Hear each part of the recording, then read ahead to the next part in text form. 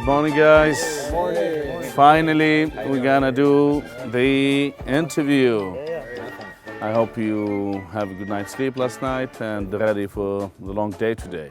Yeah, it should be a fun one though. Should be great. Tony, I heard you are the director today. For today, I am the director. We have Fonz on sound right over here. Hey. And we have our camera crew right over here. And somebody always behind the camera, no matter what. Camera, we can do that. We can fix that. And David, our friend with us, we're at the Sorbo's house.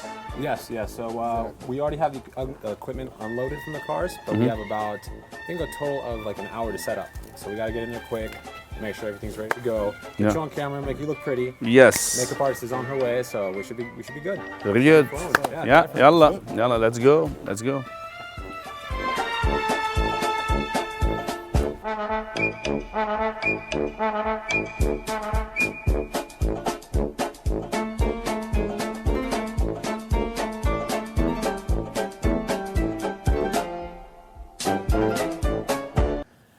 السلام على مشاهدينا في العالم العربي وخارجه أينما كنتم. أهلا وسهلا بكم في لقاء آخر في ممنوع، حيث انتقل الفريق إلى ولاية كاليفورنيا من الولايات المتحدة الأمريكية بعد أن تحصلنا على دعوة خاصة من عائلة الممثل الشهير كيفن سوربو وزوجته الكريمة سام سوربو. سنحاورهم في لقاء خاص ومتميز في ممنوع من هوليوود.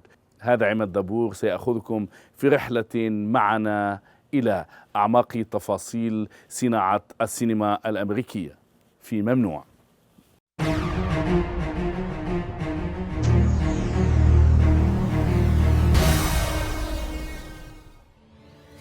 كيفن سوربو اسم من أعلام السينما الأمريكي، التقيته في ولاية كاليفورنيا في هوليوود. كيفن سوربو تقمص دور إله إغريقي متجسد في صورة إنسان. الميثولوجيا الإغريقية أعطت هيراكليس، ذلك المسلسل الذي صور خارج الولايات المتحدة الأمريكية. كيفن سوربو تمكن أن يحتل مكانه ضمن أهم مشاهير السينما الأمريكية وخاصة في الإنتاج التلفزي، ثم انتقل ليكون بطلا للعديد من الأفلام. يحل ضيفا على ممنوع هذا المساء.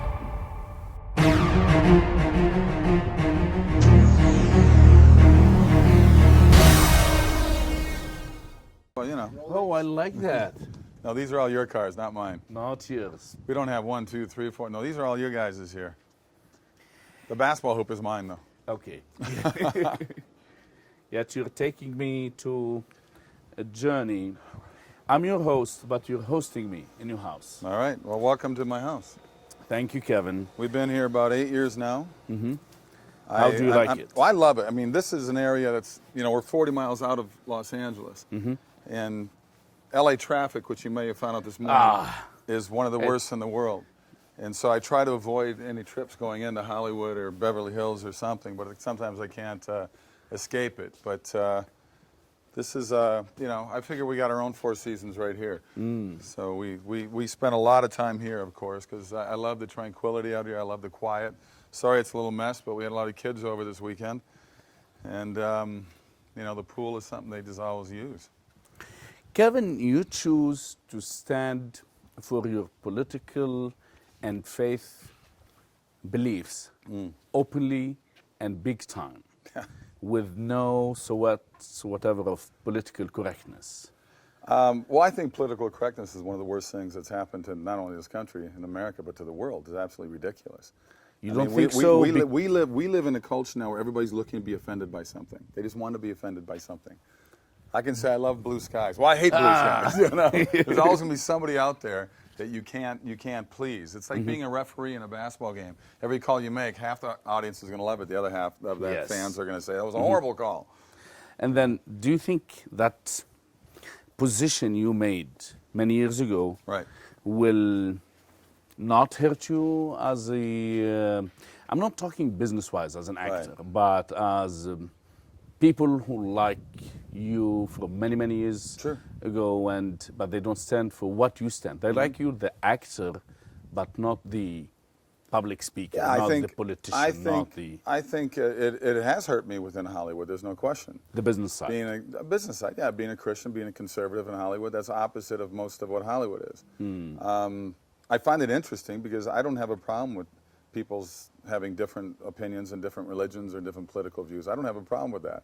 So I find it so ridiculous and immature and uneducated, I don't know what you can call it, that somebody can get upset about my differing opinion from theirs. But I've had people get in my face about it. I've had fans write me and say, I'm no longer a fan of yours because I don't agree with you, what you say. You know? You lost fans. Oh, yeah. You Being lost pro-life, you lose fans.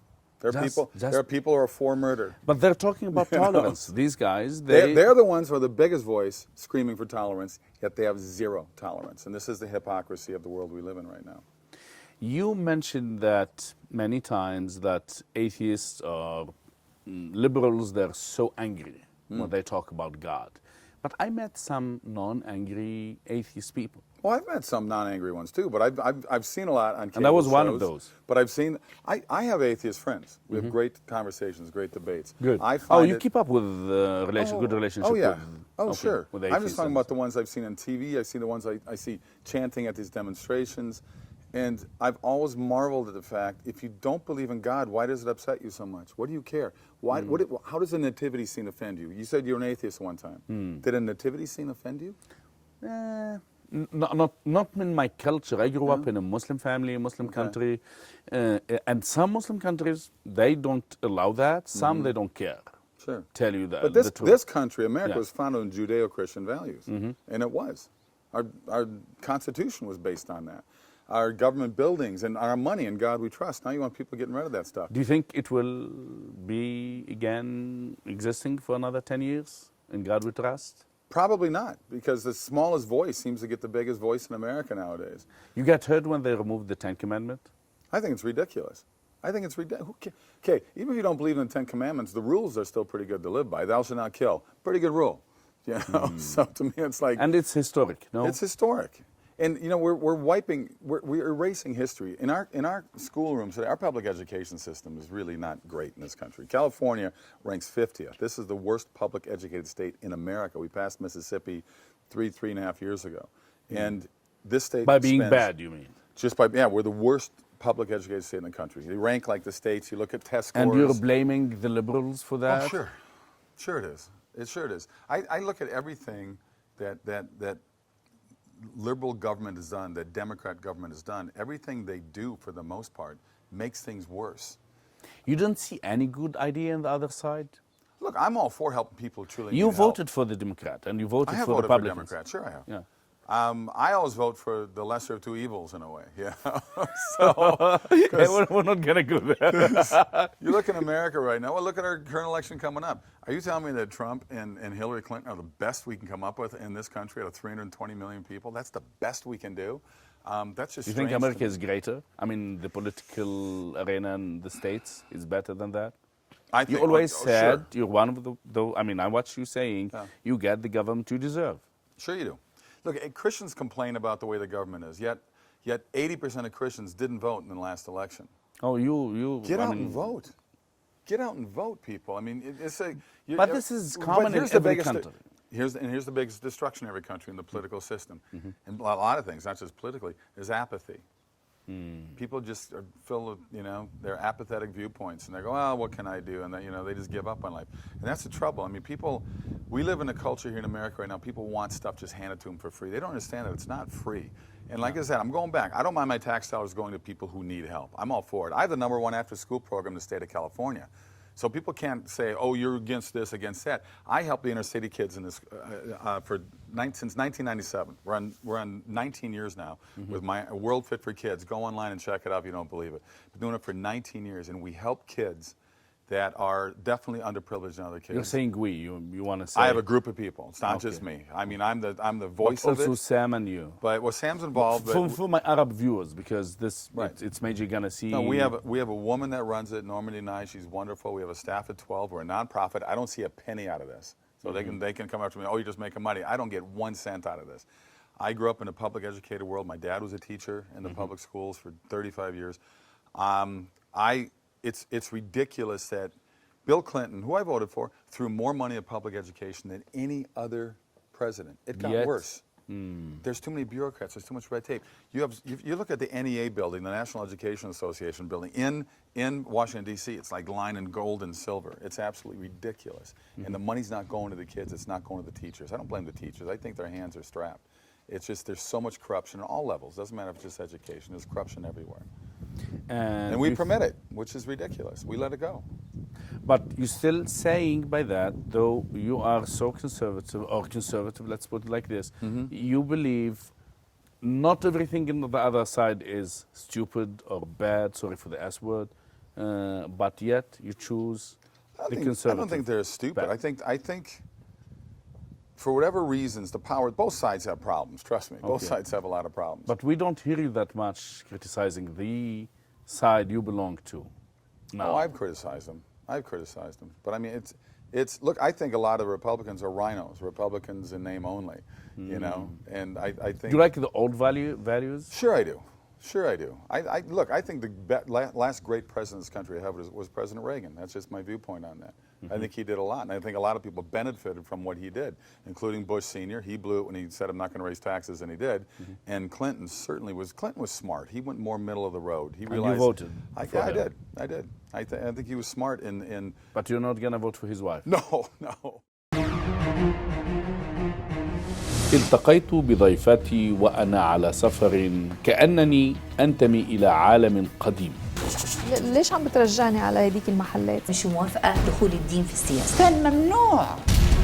ممنوع الذي انتقل إلى بلدان عديدة والتقى بضيوف من جنسيات ولغات ومعتقدات مختلفة. مش كل الناس هتعمل كل حاجة. هناك قصائد تعلقني على مقصلتها. أنا فعلا أبتدي حداد هذا العالم. كل شيء بيصير بالأرض العربية بيعنيني أنا شخصياً. الثمن سجن ومضطهدات بعد. ضيفات متميزة، سيدة من بلدان مختلفة وطوائف مختلفة عانقنا الإبداع.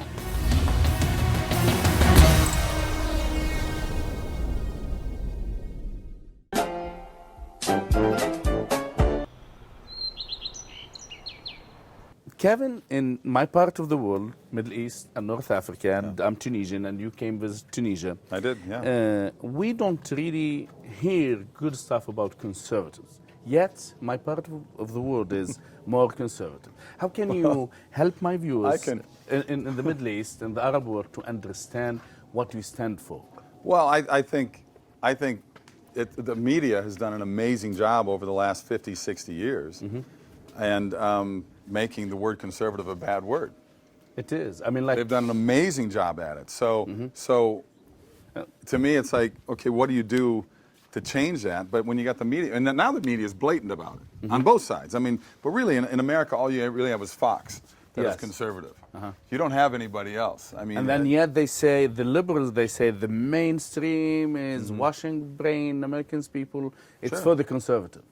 It's for the conservative? Yes. This is what we hear. Well, in my viewpoint, like the liberals, they're not really happy. I was raised liberals. A lot of liberals are angry. So angry, no matter what you mean. Here's the deal. I think a lot of people. We had a president, FDR, and during the Great Depression and during World War II, and he said the only thing to fear is fear itself. And I think a lot of people. Can we repeat this? Oh my goodness, it's so beautiful. Everything we fear, it's fear itself. Yeah. And that's what he said. Deep. The only thing to fear is fear itself. And that's what a lot of people do. They're afraid of failure. So what do? They just don't do anything. And that stops them from worrying about failing. And yet I used to caddy. When I was a kid, I used to caddy at this private country club. It was a Jewish country club. And I was raised as a Lutheran. And I would ask all the people I golfed with, whether they were 28 years old or 68 years old, how did you become successful? Because every one of these people were successful at this private club. And every single one of them would say, I failed. And I used that to learn. And I failed again. And they didn't give up. Look, I came to Hollywood. I had every door slammed in my face. I was too young, I was too old, I was too tall, I was too short. There's always something. They don't do that? I use it. Oh, heck yeah. And I use that to fuel the fire. For me, it was to fuel the fire. And it was certainly lessons not only learned from my parents, but it was definitely learned from from those people I used to caddy for at this country club. It's like you don't give up. And unfortunately, too many people in the world, and especially certainly America, they give up. This is still a country where you can succeed if you're willing to put in the time, put in the effort. A lot of people are afraid to put that time and effort in. It's okay to fail. It's okay to fail. I heard this one time. The failing, it's your first ticket for success. Yeah. And you confirm it. It's a long steps to get up there to wherever you want to get to. It's great to dream. And this country is built on dreamers. This country is built on individuals. It wasn't built on government. And now our government's getting bigger and bigger and bigger. Tell me where socialism has worked. Socialism, there's more deaths because of socialism than there's and communism than there is from religion. But some people that will tell you capitalism, it does exploit people's effort, don't give them what they need to be paid for, and exploiting the... This country became pretty successful off capitalism. Became very wealthy, created a lot of wealth, created a lot of jobs, created a lot of... Why do most people in the world want to come here? When they move to America? There's nobody swimming from Key West to Cuba. No, you know what I'm saying? We're not running to North Korea because the waters are wonderful and their leadership is incredible. During the 80s, 60s, 70s, people that don't really immigrate to the socialist communist countries. Nobody immigrates to China now. Who's going to Russia even today? Are people moving to Russia and grow? I mean, they look at Russia as like a beacon to the world? I mean, do you think, what country, when any country in this world has been in trouble, in the history of America, when any country, especially in the last 150 years, if any country's in trouble, who do they call first? Who comes to their aid first? But lots of people, they see it differently, like especially after the war in Iraq. The war in Iraq damaged the image of United States a lot. Do you agree with that? Like the Middle East is a chaos today. Yeah, look, when Twin Towers came down, to me it's like, you got to do something. I didn't have the answer. I didn't sit there and say, we got to go to war with these guys or whatever, but we had to do something. You can't just sit there and let people take our airplanes and fly into the they went to Afghanistan and people will understand that. But the war in Iraq was nothing but creating more chaos in the Middle East, and the result of that... It has created more chaos, there's no question. It's a mistake. Yeah. I think it's a big mistake. Well, I know there were a number of people, and Trump actually was one of them, saying that you're going to create more chaos and more unsettlement within the Middle East if you go in there and do what you're doing. I don't know. We had to do something. I'm not a politician, so I don't know what the answers were to that. But, Hillary signed off on it. She said, yeah, let's go. Yeah. So hindsight's an amazing thing. But, it's like, what I can't remember what the old saying is, but it's like keeping your enemies closer. Yeah. And they knew what Saddam was, but he still had a firm grip on there, and they did what they did. My guest is an actor who doesn't hide his views. We will continue with Kevin Sorbo in ممنوع.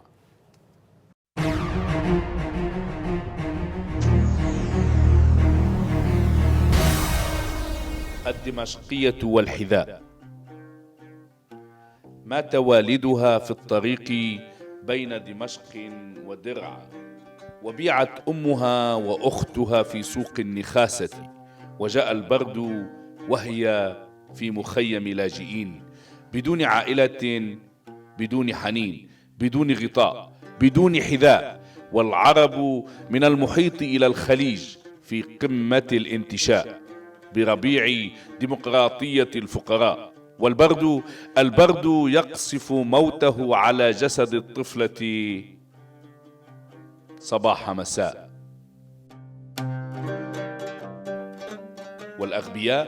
الأغبياء يناقشون فتح سفاراتهم أم دعم المعارضة، وهل يجوز نكاح الطفلة في الشتاء، والدمع ما عاد يزورها، فقد مات دمعها مع ما سبق ومن ذل جوع يمزق الأحشاء. تساءلت البنية هل يجوز دفن عروبتي، فما أحتاجه هو بندقية وحذاء، وأن أسترد أمي وأختي وبلدي. أحتاج إلى قهوة الصباح، أحتاج إلى أغنيات فيروز في صباح دمشق، بدون زمرة الأغبياء، بدون نفط، بدون دعاء، بدون صلاة. أحتاج في هذا البرد إلى حذاء، وقصف خطب قمم الأعراب. أحتاج للصلاة لوالدي، مات في الطريق بين دمشق ودرعا لأجل قليل من الخبز وحفنة كبرياء. مات وكله حنين أن يراني حرة، لم يخطر بباله أن يصير حلمي مجرد حذاء. حذاء.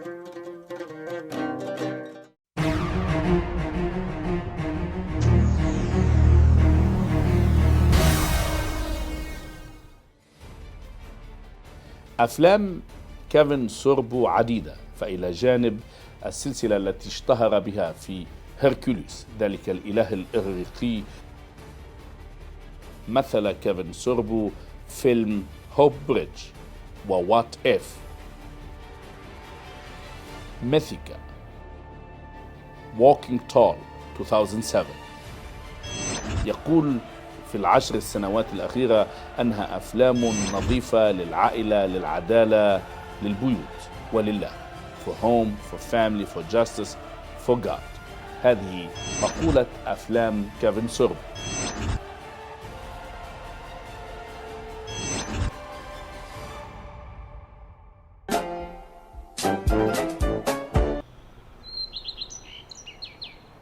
So, Soul Surfer. Yep. The Bethany Hamilton story. Yeah, the girl with girl lost her arm. She's 13 years old. Tiger shark took her arm. And I'm in that movie with Dennis Quaid, Helen Hunt, and Anna Sophia Robb played Bethany. Did a great job. Bethany was on set every single day. And the studio was very nervous about using the name Jesus. And they said, wow, you know. I go, well, she's a Christian, and she, at 13, even 13, she looked at that arm being ripped off her body from a shark as a message from God to spread the word of Jesus' love.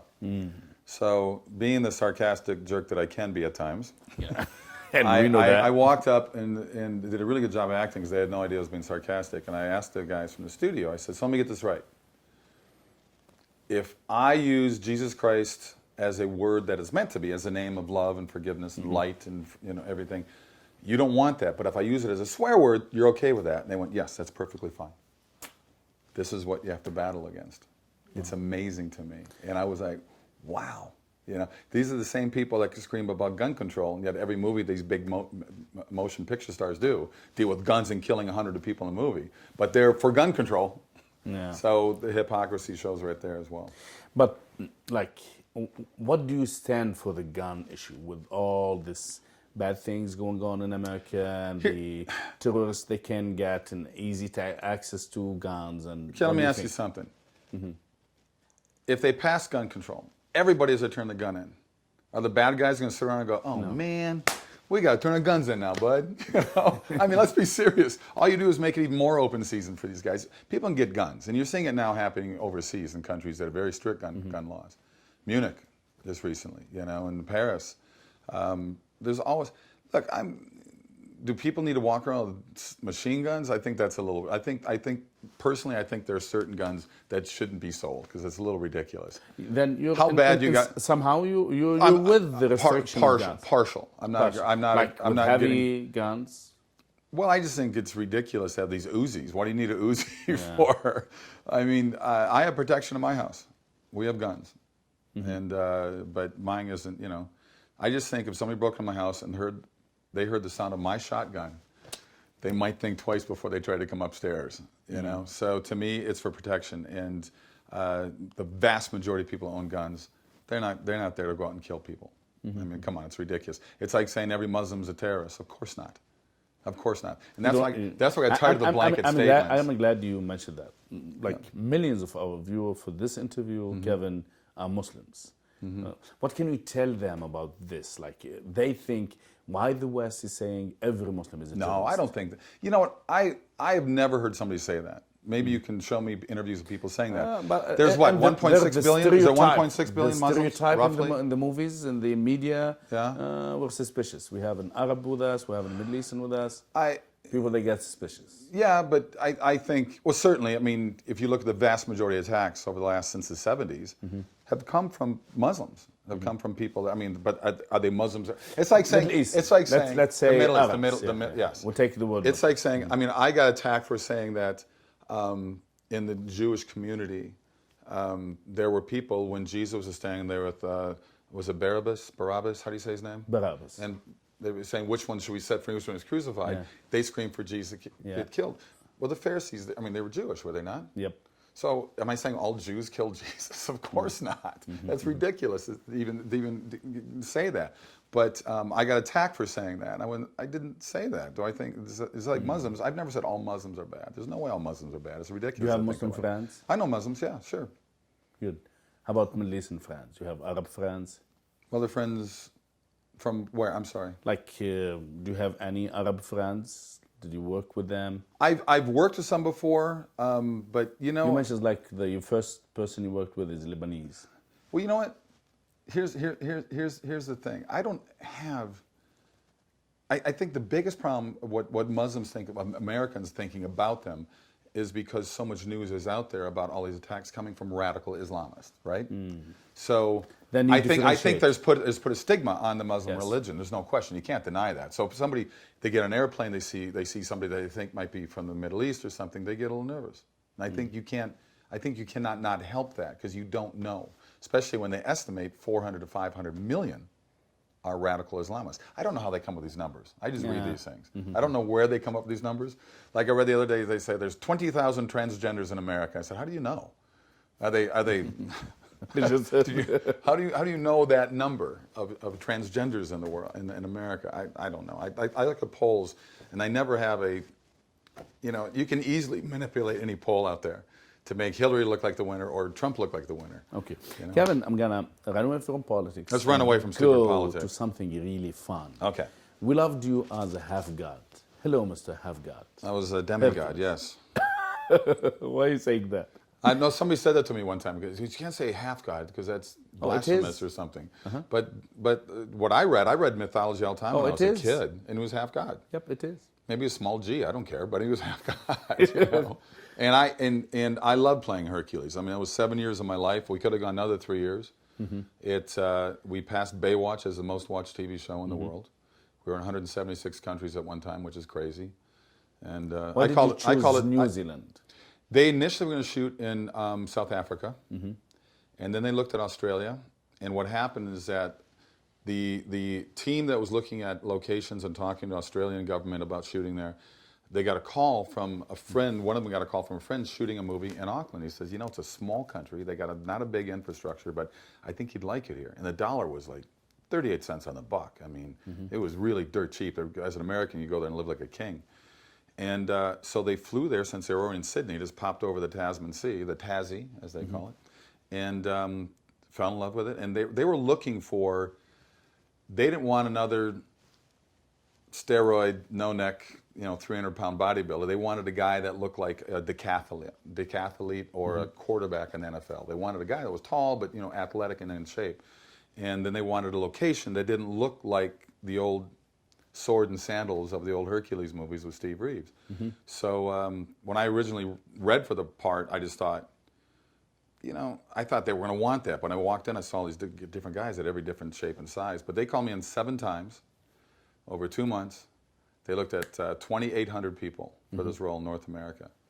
And on the last reading, they narrowed down to 3 guys. When I met everybody, we're in I call it the black death box of Universal. It's this big, tall, black building. It's right on the highway there in 101. And I walked in there, and they had all these suits, and there was only a handful of women. And Sam Raimi was our exec producer, who directed all the Spider-Man movies.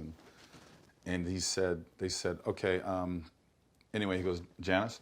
And Janice goes, okay, I'm supposed to ask you if you would take your shirt off, please. Thank you, sir. And I was in great shape back then. Yes. So the frustration as an actor, you work out to get the frustration out. And so I took my shirt off, and they went, oh, okay. And then Sam Raimi said, would you mind, because I have man cover, I have a little hair on the chest and stomach. He said, if you got the role, would you shave your chest and stomach? And I said, oh, I'm sorry, I thought you wanted a man for this role. And I started walking out the room, and I got a big laugh. And a week later, I was up in Vancouver shooting an episode of the show called The Commish. It was Michael Chiklis' first TV series. And they called me on the set, my manager, and said, you got the part, you're Hercules. Somehow before that, you have a good memory of Tunisia and Egypt. Oh, years ago, Tunisia and Egypt, yeah. The 80s. Well, early 80s. I minored in, my minor was drama. I wanted to be an actor. And the fool that I was, I fell in love with a model at that time that was heading over to Europe. And she said, before you move to LA, we'll just come over and spend time in Europe with me. And this was in almost 1984. And so I said, okay, I'll go for 3 months. Well, 3 months turned into 3.5 years. And I signed with different agencies, and I'm pretty sure it was an Italian company. I remember, Sabatini was the director, and we shot in Tunisia. We shot for 10 days. We shot a commercial in for the song for. It was for. I'm sorry. No, it was an Italian director, but it was a German company. Yes. And it was called Sport Schuster, I believe it was. And then. And they brought out windsurfers and surfing boards and all the stuff they wanted to have the desert to be the water, you know. And it was amazing. It's one of those dreams come true to be able to see. We'd love to see you in Tunisia soon. Well, you'll have to invite me and bring me over there. No, it is. We'll talk about the details. My speaking fee is really high, though. So. How about Egypt? What do you remember of the?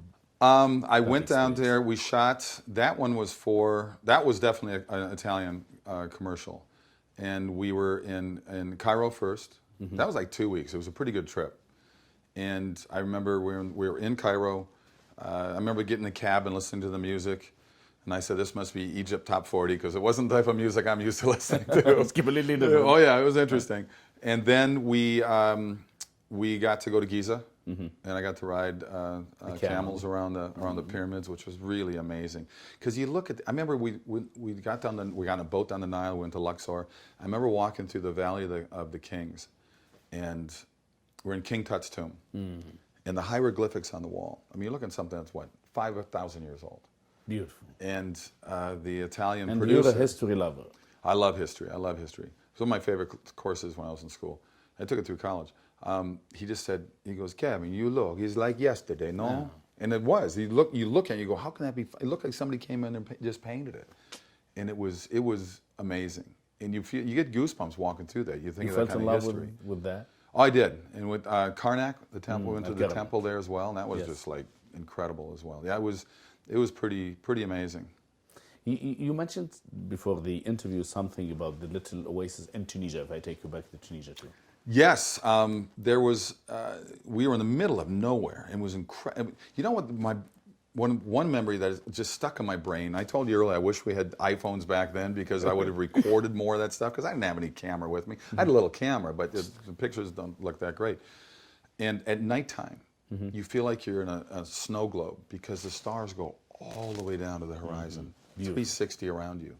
And the only time I ever felt that before is when I shot a commercial on a cruise line. We're in the middle of the ocean somewhere. And it's breathtaking. It's just quiet. And the temperature drop is huge from day to night. It's huge. But we shot near an oasis, actual trees on the pond. It's like I looked like a Hollywood movie set. It's like you had a hard time believing it was real.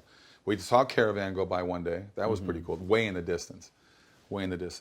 But our guide went up, shimmied up one of the trees, cut down a bunch of the dead branches off of the palm trees, and he started a fire, and he made tea in the Sahara. And I had a little cassette player and these little tinny little, speakers. Those days with the cassette. Oh yeah, but it was cool to have that with me, just to have the music with me. And Sting had just come out with Dream of the Blue Turtles, his first solo album. The last track on there is Tea in the Sahara. So I played that and said, I wish somebody would have recorded that on visual camera while we sat around having tea in the Sahara at 11 o'clock at night. It was amazing. It's a great memory. If we go back like on time, now we're already talking about the 80s, and do you choose the same path? Do you want to be an actor again? Oh yeah, I want to be an actor since I was 11 years old. I went to the Guthrie Theater, is a very famous theater in Minneapolis. It's a lot of people from Broadway come play there. And I was 5th grade, it was a field trip. My mom came along as one of these chaperones. And I remember we're driving back home, and she said, so what do you think? It was Shakespeare, by the way. It was The Merchant of Venice. I don't know what the heck they were saying. I mean, it was like 11-year-old kid. You're like, going, what? But I remember just being mesmerized by the actors on stage. And I looked around, I was watching all the people's faces. And I was like, I just thought, and I was already a budding jock. I was a really good football and basketball player and baseball player. And I remember going home, I told my mom, I said, I'm going to be an actor. And when you said it was difficult for you to to get to the Hollywood world? It was closed doors. Yeah, well, I think it's closed doors for a lot of people when they come out here. I think most actors, no matter what level of success you've had, can write the same book, can write the same frustrations that you have. And it's always frustration, no matter what. I think so. I had one buddy who came out here, boom, he was in a movie in a week with John Goodman and Richard Dreyfuss. I go, what? And I looked at him, I said, you just got out here. They just loved his look, and they just went, boom, we want this guy. And it was directed by Steven Spielberg. And I said, are you, because he starts telling me about this movie, and I go, are you kidding me? You're in this movie? He goes, yeah, I got the lead in it. I go, what? And you just go, it happens on occasion, but most people, it's you come out here and there's a lot of, you know, I'm a 13-year overnight success. That's what I tell people, you know, so. But I love the industry. I love this business. It's what I wanted to do since, like I said, I was a kid. So, I mean, I remember practicing my autograph when I was in junior high and high school by myself. Well, I would just practice. Okay, I don't want to sign this way, I want to sign this way. I wrote a letter to Johnny Carson. I said, one day I'm going to be in your show. And I missed Johnny by 9 months. Because Hercules had started, he'd retired. And by the time I got on, Jay Leno was the host. Not taking it away from Jay, but I really wanted to meet Johnny Carson. I never got to meet Johnny. Then you made it. But at the end of Hercules experience, you went through a little difficult experience. It actually... Or changing life experience. Can I say that? Yeah, well, sure, it changed my life. I mean, it was actually at the end of season 5. I still had 2 more years of my contract. But you denied the pain till the end of the season 6, right? Into season 5. The end of season 5. I was having problems with my left arm, and I couldn't figure out what was going on with it. But I was doing most of my own stunts. That was the jock in me and the stupid person inside of me, my ego, the male ego. No, I can do all this. But I loved it. I got to say, I loved it. And we had 3 fights every single episode, and I just loved the choreography. My stunt guys became very close. But this arm was on fire. I couldn't figure out what was going on with it. And these 3 fingers kept getting cold and numb, and the shoulder was just burning. And I was coming back to the States. I had a 4-month hiatus, which was not normal. Usually just 2 months off. But I was doing another movie for Universal. And I was coming back to promote Kull the Conqueror. So I did Kull the year before in Slovakia and Croatia. And Kull is the prequel to Conan the Barbarian. So I worked with all Rafael de Laurentiis, all the same team that shot Conan. And so I came back to do a lot of publicity. And I was on Leno here and a bunch of shows here. And I flew to New York, did Letterman, a bunch of shows there. Went up to Boston to do some more press up there, and my arm, I said, guys, I don't know what's going on. They sent a doctor to my hotel room. And the name of the doctor is? Was Dr. Dye. The spelling is different? D-Y-E. Doesn't matter. I said, dude, I know you've heard this before, but in your profession, take your middle name or something. I don't know. But he's the one who said, I think Your doctor called Dye. I think. He says, I think it's cardiovascular. So he's the one who hit it on the nail. I came back to see my doctor here, and he found a lump up here. He thought I had cancer of some kind. And didn't tell me up front, but he told me later. So he said, we're going to do a biopsy and check this out. So later that day, I went to see my chiropractor. In 8 years of seeing my chiropractor, he's never cracked my neck. And he knows not to, because I don't like my neck cracked. And I heard you saying this. I heard a voice. I heard a voice say, twice, don't let him crack your neck, inside my head. And I thought, how odd. Why? He's never cracked my neck. Don't let him crack your neck. Louder, more urgency. And you didn't? I didn't listen to the voice. He cracked my neck. It ended up being an aneurysm in my left subclavicle. Let me stop there. Sure. I mean, I really hoped we will come to this point, and you helped me, big deal. But after the break. Okay.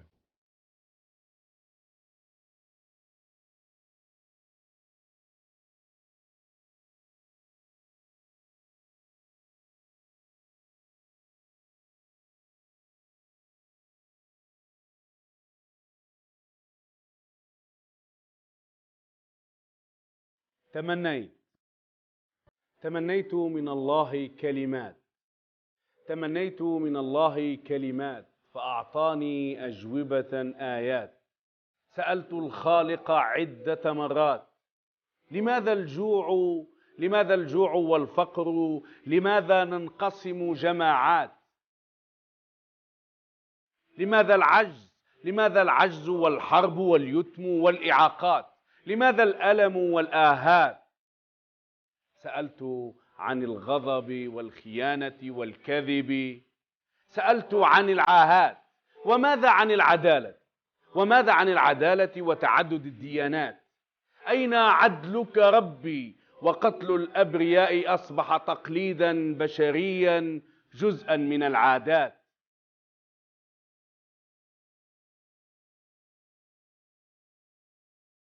يولد بعض منا مشوه وتقولون عدل السماوات. ظلت أسئلتي عالقة عدة مرات. سمعت دوي الصمت. هل كنت وقحا أم وجهت اتهامات؟ أسئلتي أزعجت أصحاب الديانات.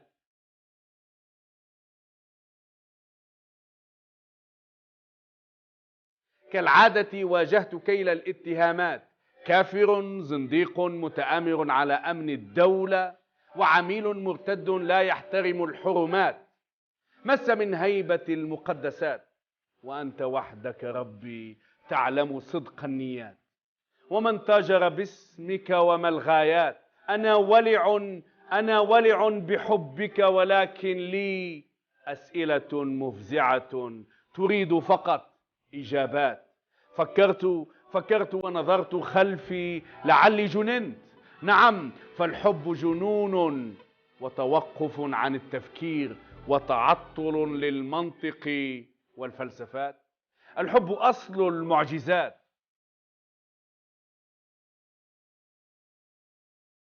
لم أسمع أجوبة لكل أسئلتي، لكن نظرت إلى وجعك مع المسامير وعلمت أنك أنت أيضا اختبرت الآهات. ولك حزن وأسئلتي مشروعة عندك، حيرة الأسباب والغايات. لم يزعجك سؤالي ربي، إنما أزعجك النفاق. نحن من يقتل ويسرق ويكسر العهود والاتفاقيات. نحن نفاق، نحن من اغتصب واغتسل مع كل الصلوات.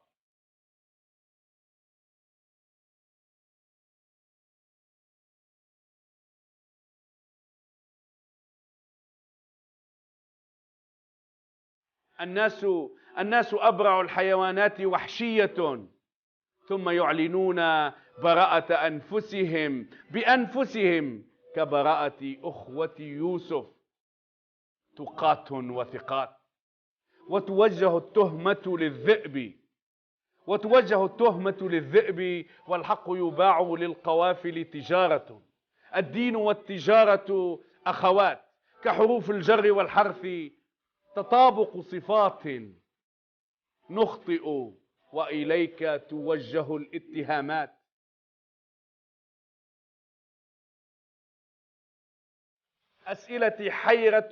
أسئلتي حيرة من ابتعد عن الله سنوات. عاشرت الخطيئة فصارت هي المرآة. وأجوبة الله قداسة ومحبة الفادي، صليب وكسر للموت، خلاص ونجاة.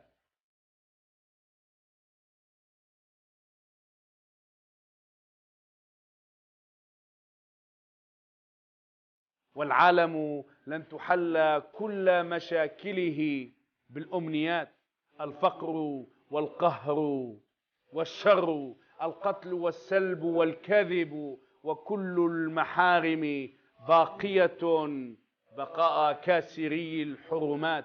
كل حين نتيجة وسبب، وليست أصلا ولا غايات.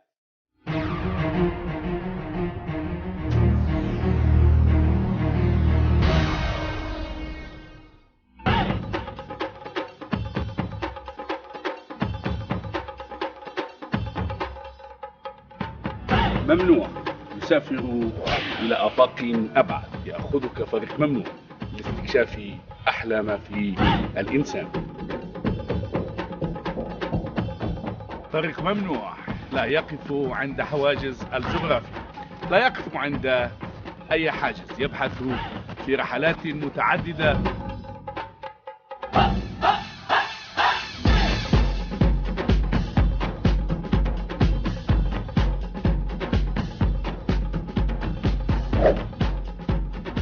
تابعونا في البر، في البحار، في الجبال. ممنوع سيواصل الرحلة بحثا عن الأجمل في الإنسان. We're back. We're back. And then you get that sickness and you didn't listen to the two voices inside you. No. I got warned twice, don't let him crack my neck. And he cracked it. My question, why, in your testimony, why do you keep repeating the two voices? What do you mean by that? Is it you want to say God speaking to you? I think it was certainly God warning me. I mean, why would he get that? Speak today? You know, I think he does. I think, you know, it's interesting. Like I mentioned earlier, I've got atheist friends. I talk about, oh, that was your gut feeling. And I go, okay. When you're walking down the street by yourself, it's 2 o'clock in the morning, you're going to cut down some alleyway instead of taking the more well-lit. What do you hear in your voice sometimes, your head sometimes says, I better not go that way. You can say it's yourself saying that to you. I mean, I think little miracles happen every single day. We just don't pay attention to them anymore. It doesn't have to be. You don't have to walk on water to be a miracle. I mean, how many times do you hear somebody that had cancer and survived and every doctor says it's a miracle? Can I go a little bit with you? Sure. You said there's a little miracles every day, but we don't pay attention. Yeah. Can you explain it a little bit more? Stretch that statement. I just think things happen in people's lives that they're totally unaware of, they're totally oblivious to. I think, you know, every time you're driving your car and you decide to take a right instead of a left, that's an opportunity cost. Maybe something better would have happened had you taken that right. Maybe something worse would have happened. We'll never know, right? And that's happened to everybody. It happens every day. And to everybody. Sure it does. It happens to everybody. Then what happened to you? You didn't listen to those voices and you get in really in bad shape. That lump ended up being an aneurysm. Stuck up really high in my left subclavicle. It had been spitting blood clots into my arm for months. That's why those fingers were getting cold and numb. That crack of the neck, because it was situated so close to the artery feeding the brain, sent 3 clots into my brain. I suffered 3 strokes. 3 strokes? 3 strokes. Now I could have, actually 4 strokes. The one in my voice, because I knew I'd suffered strokes. I was talking like this, so I knew. That dissolved when I was being rushed to the hospital. So that one, so I was still able to speak. 2 went to my balance center, 1 went to my vision. And obviously it could have gone anywhere. Could have killed me instantly. Could have taken care of my left side forever, be in a wheelchair the rest of my life, who knows. But it took 3 years to fully recover. But the first year was the most brutal, of course. I mean, I looked like a heavily drunk person. I could barely stand up. So I had to do all kinds of balance therapy. I went back to New Zealand to start 4 months later. Obviously I had to drop out of the next movie I was going to be doing. 4 months later I went to New Zealand. I went from a 14-hour workday to 1 hour a day. They had to make a special stick for me. And it is the same time when you met your wife, a little bit before. She's going to be your wife later. Yeah, we had met about 9 months prior to that. Then, can we invite Sam? Sure, I'd love to invite Sam. Yeah. To join us. Is she floating around there somewhere? Good.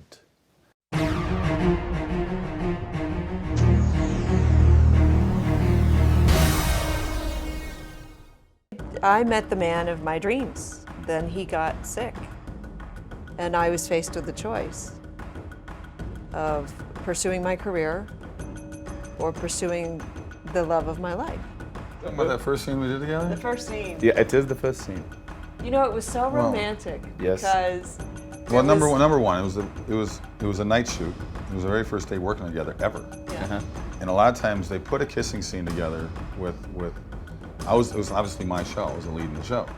And in case we're going to end up hating each other 2 weeks into the shoot, they want to get that scene out of the way, so we don't get to know each other. Get the kiss first. They do that a lot, and so you should tell them what I said before we did the scene. So the scene is at this... Confessions. Well, I'm a bit of a flirt, but go ahead.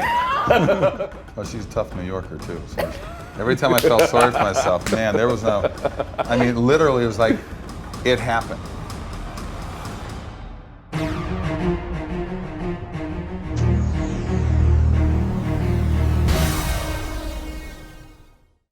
أخذني ضيفي كيفن سوربو هذا المساء في رحلة في الحديث عن النموذج الأمريكي والسينما هوليوود وأسباب انتشارها ونجاحها رغم أنها تعتمد على ثقافة وقصص مشرقية. مقابل السينما في الهند وإيران وغيرها من البلدان التي تحاول لكن لا تجد نفس الإشعاع التجاري والنجاح في نشر النموذج المجتمعي لتلك البلدان. فلئن نجحت بعض الأسماء للأفلام الألمانية أو الهندية والإيرانية أخيرا، فإن الثقافة الأمريكية انتشرت بالاعتماد أساسا على السينما الأمريكية وغيرها من وسائل التواصل مع العالم الخارجي. السينما الأمريكية وسينما العالم كما يرى كيفن سوربو في ممنوع.